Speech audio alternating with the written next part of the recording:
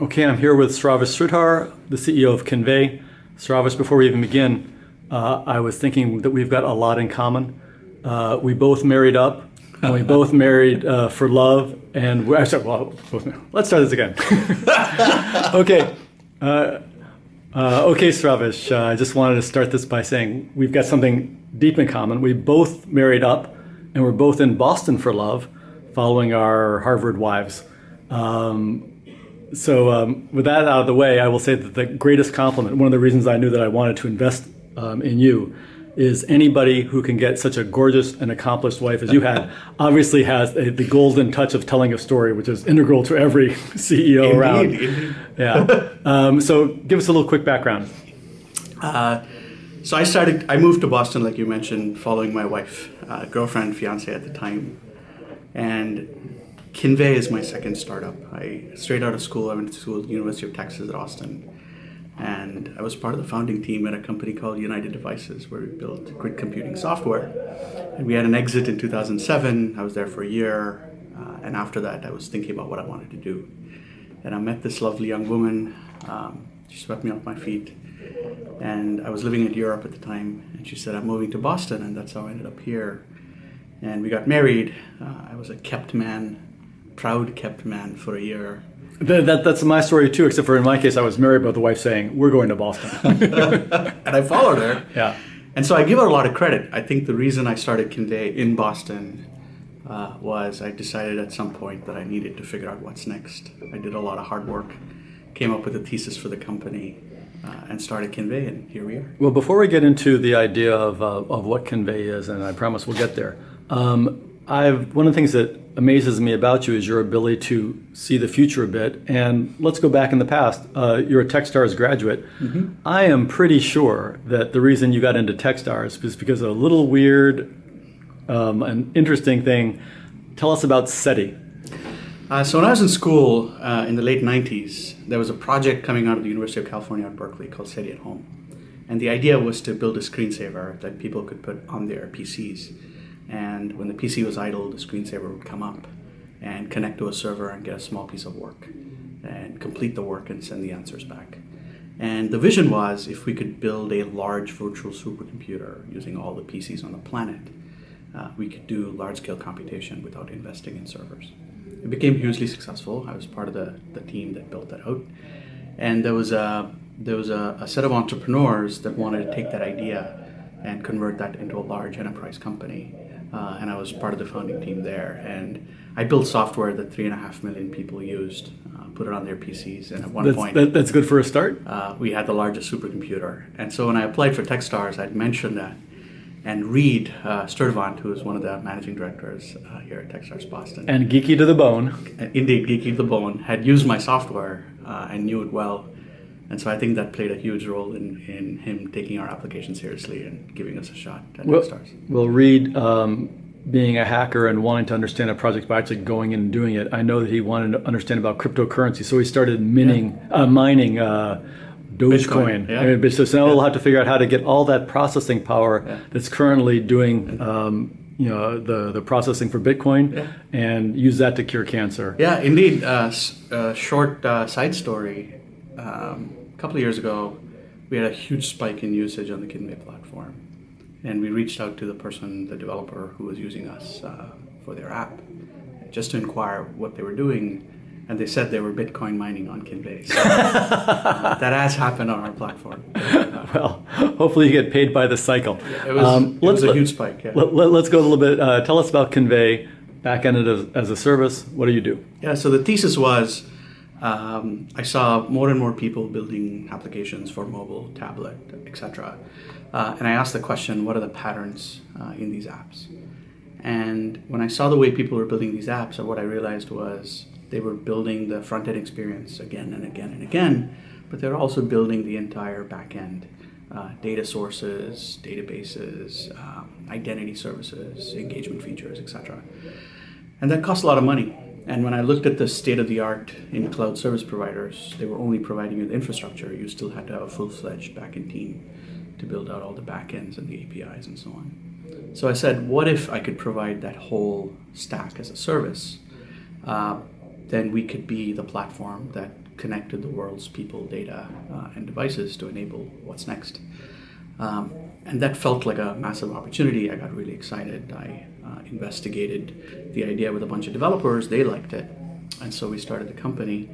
And during that journey, I decided that I needed to call what we did something. I needed to create a category. And actually, I took a page off of Dharmesh Shah's book when he coined the term inbound marketing to describe what HubSpot did.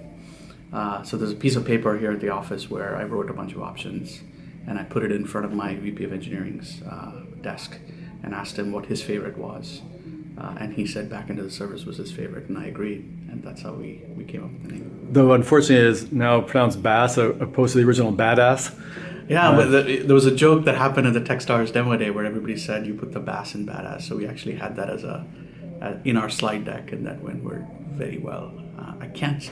I used to tell a lot of back-end jokes when I got in front of audiences, but I can't do that anymore. I have to be a little bit more circumspect because of our current customer list. Right. Well, let's get to that. When the original phone apps were coming out, they were, following latest capabilities, where that could have been GPS, and now it's going to wallet or NFCs or whatever like that.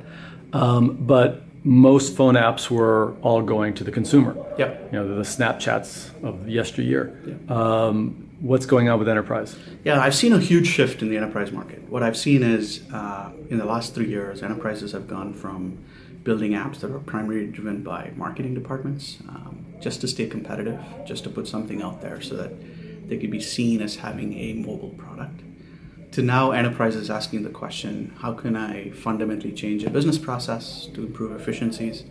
Or how do I create new ways to cut costs or create revenue for the business?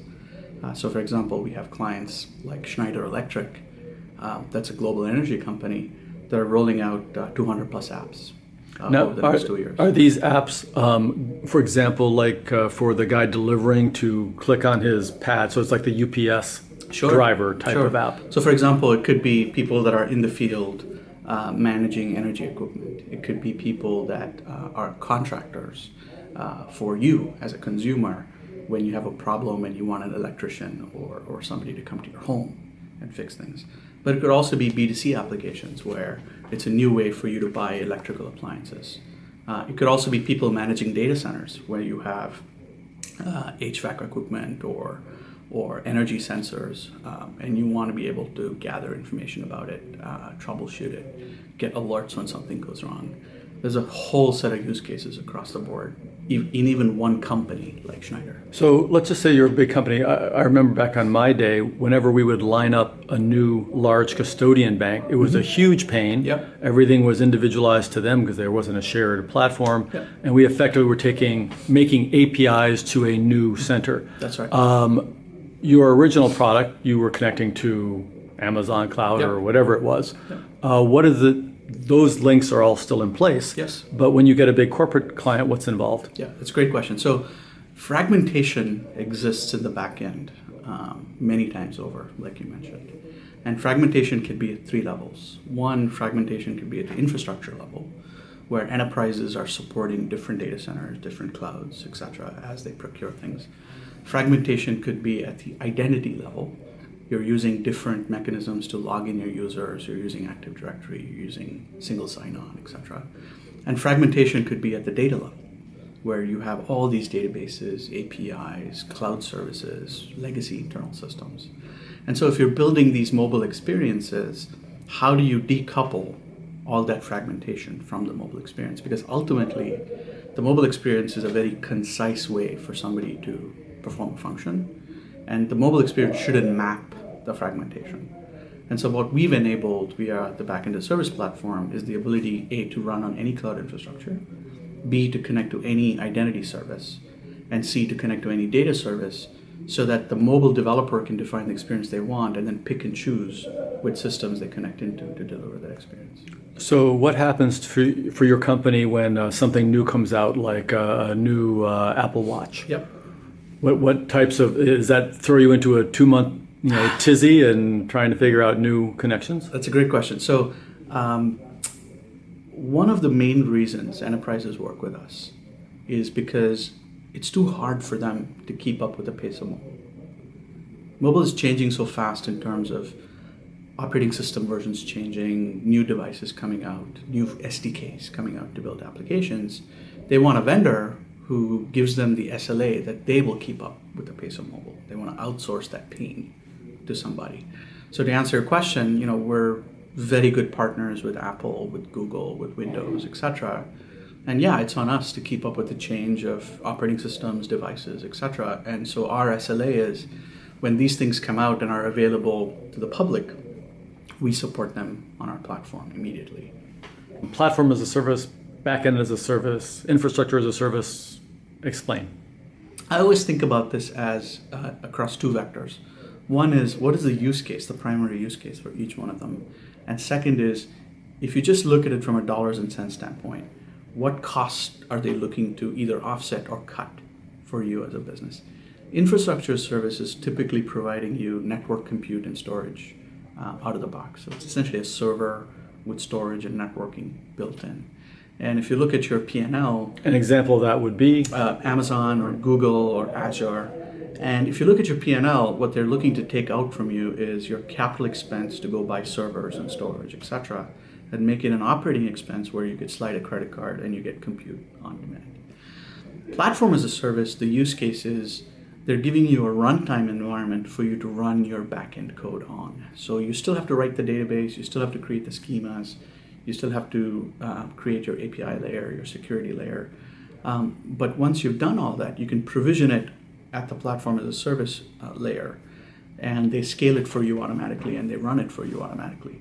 If you go to your P&L, what they're taking out from you are the people that would be the folks that would manage this and scale it. So it's your system administrators, or now they're called your DevOps engineers.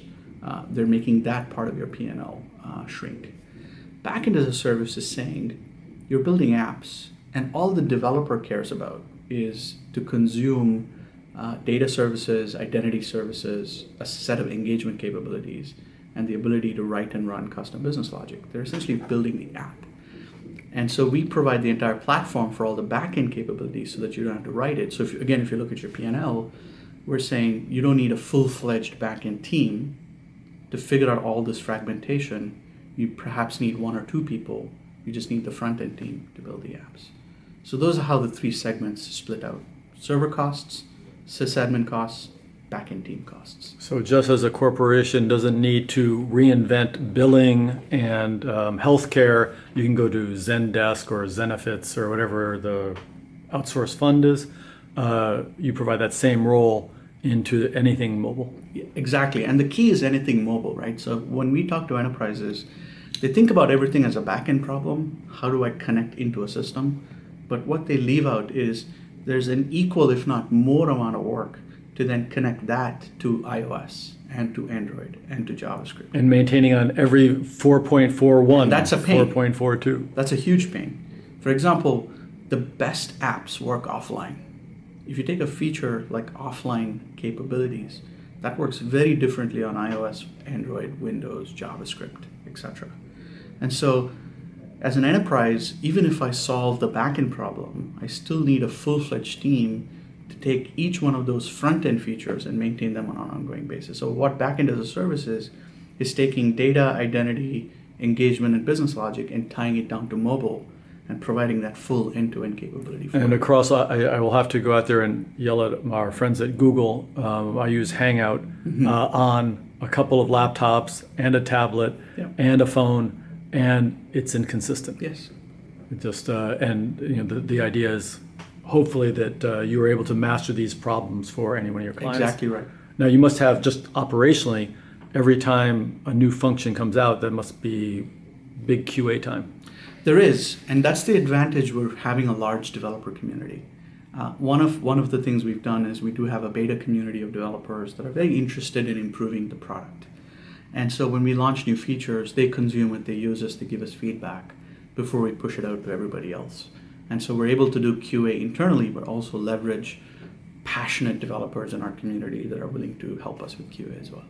Okay, so by the way, my son has got a company up in Canada which is developing a wearable technology to monitor shape and motion on, back pain Yeah. and things like that on his phone.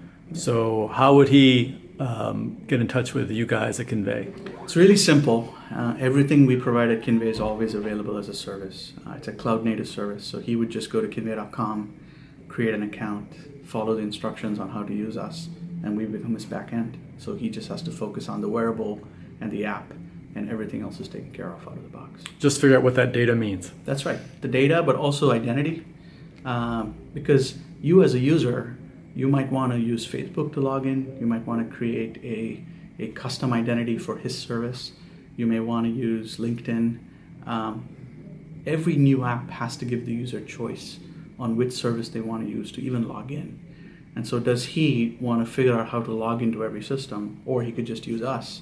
And we've also figured out the identity capabilities. And the same thing for push notifications and SMS and analytics and an entire app. Every startup that is building an app is raising $1 million, $2 million, $3 million because there's a lot of work to get done to be a full-fledged application. And what we're saying is you shouldn't have to do 50% of the work. Take all the back-end stuff and get it as a service. Save your money for marketing because ultimately you have to get traction. Don't save your money on building the back end. Thank you so much, Sravish. Thanks, Ty.